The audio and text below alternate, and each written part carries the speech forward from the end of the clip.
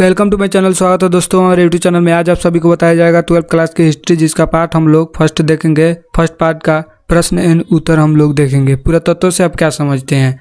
पुरातत्व विज्ञान है जिसके माध्यम से पृथ्वी के गर्भ में छुपी हुई सामग्री की खुदाई कर अतीत के लोगों के भौतिक जीवन का ज्ञान प्राप्त करना है। किसी भी सभ्यता के इतिहास को जानने में पुरातत्व महत्वपूर्ण एवं विश्वसनीय स्रोत है। हड़प्पा सभ्यता का इतिहास को जानने में पुरातत्व एक महत्वपूर्ण एवं विश्वसनीय स्रोत है। हड़प्पा सभ्यता का ज्ञान पुरातत्व पर ही आधारित है। पुरातत्व में मिली उपकरणों, धातु पदार्थ, बर्तन आदि के आधारित पर लोगों के सामाजिक आर्थिक स्तर के बारे में निष्कर्ष निकलते हैं। अगला प्रश्न है, सिंधु घाटी सभ्यता की नगर योजना का वर्णन करें। सिंधु घाटी सभ्यता की नगर योजना और भवन निर्माण कला योजना बड़े ही सुनियोजित ढंग से की गई है। इस योजना का प्रमुख आधार सड़कें थी जो 4 से 10 मीटर तक चौड़ी थी। प्रत्येक नगर आयताकार खंडों में बांटा हुआ था, जिसमें सड़कें सीधी और एक दूसरे को समकोण पर काटते थे। सड़कों के दोनों ओर बाजार और भोजनालय लगते थे। मकानों से गंदा जल निकालने के लिए नालियों की व्यवस्था की गई थी। सारे नगर छोटे छोटे नालियों का जाल बिछा हुआ था, जो सड़क और गली के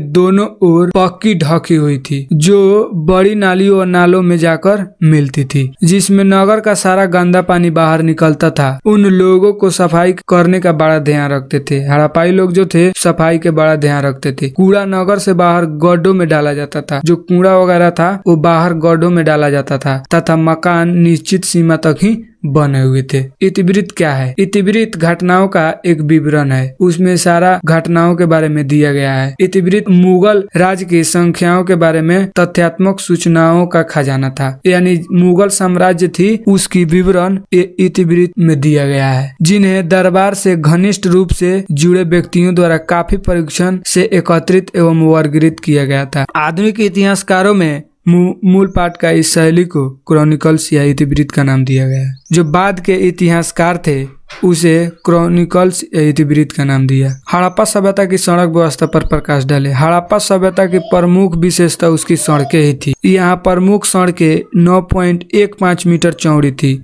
जिसे पुरातत्वविदों ने राजपथ कहा। गलियां 4 मीटर तक चौड़ी होती थी। सड़कें सीधी दिशा में एक दूसरे को समकोण पर काटती हुई नगर को अनेक वर्गाकार चतुर्भुज आकार खंडों में विभाजित करती थी। इस पद्धति को ऑक्सफोर्ड सर्कल नाम दिया गया। सड़कें मिट्टी की बनी होती थी। सड़कें किस चीज की बनी होती थी? सड़कें हड़प्पाई सड़कें जो थी वो मिट्टी की बनी होती थी, किंतु इनकी सफाई की व्यवस्था थी। इस प्रकार कूड़ा करकट एकत्रित करने के लिए स्थान स्थान पर गड्ढे खोदे जाते थे अथवा पात्र रखे जाते थे। मोहनजोदड़ो की एक सड़क के दोनों किनारों पर चबूतरे बने हुए मिले हैं। संभवतः इन पर बैठकर दुकानदार वस्तुओं की बिक्री किया करते होंगे, ऐसे माना जाता है।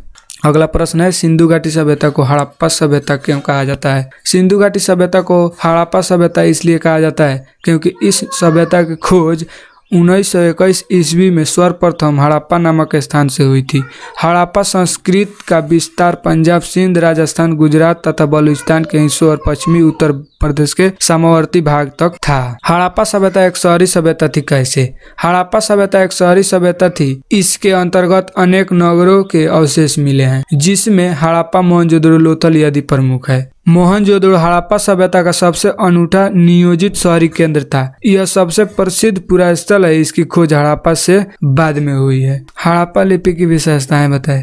हड़प्पा लिपि को रहस्यमय इसलिए कहा जाता है क्योंकि इसे अभी तक पढ़ा नहीं जा सका है। इस प्रकार इसका रहस्य अभी तक बना हुआ है। इसकी विशेषताएं निम्नलिखित है। यह लिपि वर्णमालीय नहीं है।